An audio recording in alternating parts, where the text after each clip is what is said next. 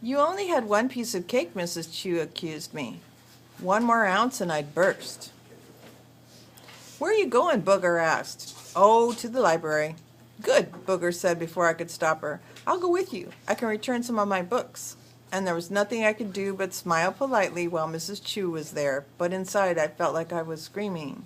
I was tempted when I came back down from our apartment not to stop by for Booger, but that would have been too rude. So I rang their doorbell and found to my surprise that Booger wasn't ready yet. Mrs. Chu told me she was brushing out her hair. And when Booger came out of the bathroom, she had to find her books, and then she had to model and explain the fashionableness of her new coat. It was about half an hour later before we finally got out the front door. When we reached the mouth of the alley, I stopped, waiting for Booger with her pile of books to catch up. I took the top book for a moment. It was on costumes through the ages. The second one was on posture. The next was a book on skincare. The last was on modeling. Just curious, Booger said, embarrassed. I dumped the book on top of the pile in her arms. I'm not really going to the library. Where are you going then? To Jack's pool hall. Do you know where it is? Booger looked at me craftily. Yes. Well, where is it? Only if I can go with you, Casey. What would you want to do down there? She shrugged with difficulty because of the books. You've seen it done so much, and me, I just read about that stuff. This isn't some Saturday morning cartoon. It could be dangerous. I'm staking the place out. She really licked that up. Great. She started up the steep hill. But before I show you where Jack's is, I gotta return these books. They're due today. I ought to be down there right now. She went on trudging up the hill. You can take a half hour coming with me, or you can spend the rest of the day asking people where Jack's is. I didn't have much choice except to run after Booger and walk up with her to the library.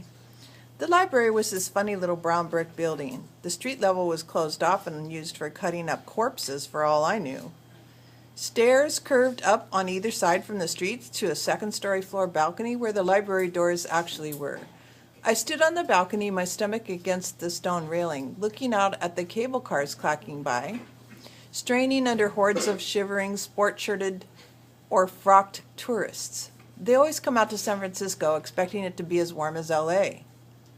Booger came out a while later with the big fat blue book under her arm that looked about 4 inches thick. I made her hold up the spine so I could read the title. What do you want with a book on Florida birds? It was the biggest book I could swing. I figured I might need a weapon. Which way, was all I said. To Grant first. I started down the steps and she followed me. Casey, you're not mad at me, are you? No. I hurried across the street over the cable car tracks. I could hear the cables rattling in channels underneath the street. What makes you think that? Booger was puffing beside me, holding onto her book with both arms. Take it easy then, will you? This book is heavy. Feeling guilty, I stopped, waiting impatiently for her to catch up. She meant well, I guess. We walked down the hill for a little while past the fruit stand where the horde of little old men and women squeezed the fruit faster than the owner could stop them. Booger glanced at me. There is something wrong, she said. I can feel it. There's nothing wrong. I started across Stockton. No, really, what is it? She pestered me with questions all the while we crossed the street. Finally, when we reached the other curb, I couldn't take it anymore. All right, if you have to know, why do you always have to act like a Booger Chew all the time? She stood there forlornly, her big book clutched in her arms. I couldn't help being named that. Yeah, I know. I felt about 2 feet lower after saying that. Look, I didn't think. I'm sorry. I mean, your parents called you Casey. That's an adventurous name. It's not so great. I started down on the hill for Grant. I looked at her over my shoulder. You coming along or not? She kept on talking while we walked. She always talked whenever she got nervous. I mean, my great-aunt named me. I wish my parents had more guts to say no to her. Who wants to be called Tallulah Bankhead? And then I got stuck with that other utterly horrible name. It was funny, but while Booger kept on talking, I began to feel sorry for her. My life wasn't in the greatest shape, and yet I felt more in tune with things than she did. Look, I said, you really want to know how I got my American name? My dad named me after Casey Stengel, because while he was managing the Yankees, Dad won a lot of bets. They helped pay off the hospital bills when I was born. I added, I've never told that to anyone. It was also why I preferred my Chinese name, only I didn't think Booger needed to know that. I glanced at Booger to see if she was laughing, but she wasn't. She looked thoughtful. At least they named me after a woman, she said. It seemed to cheer her up, and I felt like I had made up for before. Yeah, and you ever see a picture of Casey Stengel? He looks like an old beat-up baseball glove. At least you've got somebody who's glamorous. I guess things could be worse, she agreed. Though it was already early afternoon, it seemed like people were just getting up. But then almost everyone in Chinatown seemed to stay up all night working in a restaurant or playing games of mahjong or singing or talking. Right now was the drowsy time when the shops unlocked their doors one by one and slid back their folding iron fences, opening to the sunlight like barnacles opening up to the first wash of the sea.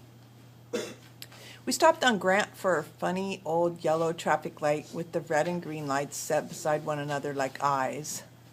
It never did much good controlling traffic. Almost all the time I'd see this little old 100-pound man or woman launch themselves off the curb as fearless as some giant hawk, expecting all the cars and trucks to huddle like frightened rabbits.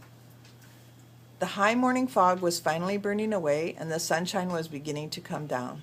I stuffed my hands into my jeans and turned my face up toward the strip of blue sky. Booger unbuttoned the top button of her coat. You ever think about changing your name? I don't know, Booger said.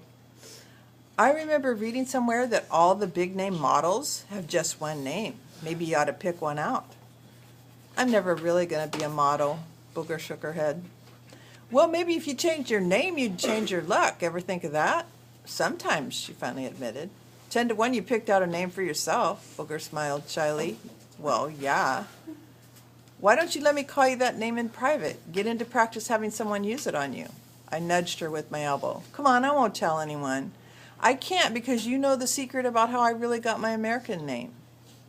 You promise under pain of death not to tell? She asked me. Wild horses couldn't drag it out of me. I'd be satisfied if no one in our class did that. When I nodded my head, she swallowed and leaned forward and whispered, I always liked Talia. She said it, Talia. That sounds so exotic, you know. It was exactly the kind of name a Booger Chew would want to use. Still, if she wanted me to use that name for her, I would. It sure is exotic, I agreed. The light finally changed, and we crossed the street so we were right by the Italian market, which, as far as I knew, never had an Italian inside of it. It was run by Chinese for Chinese, and you could see the plucked ducks hanging from hooks on the walls like pale pink footballs.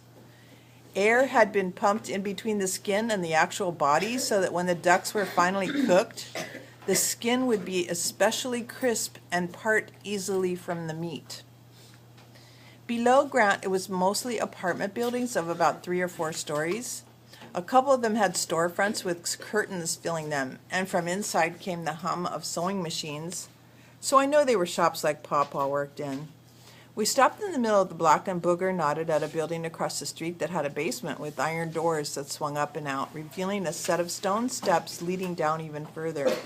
That's Jack's.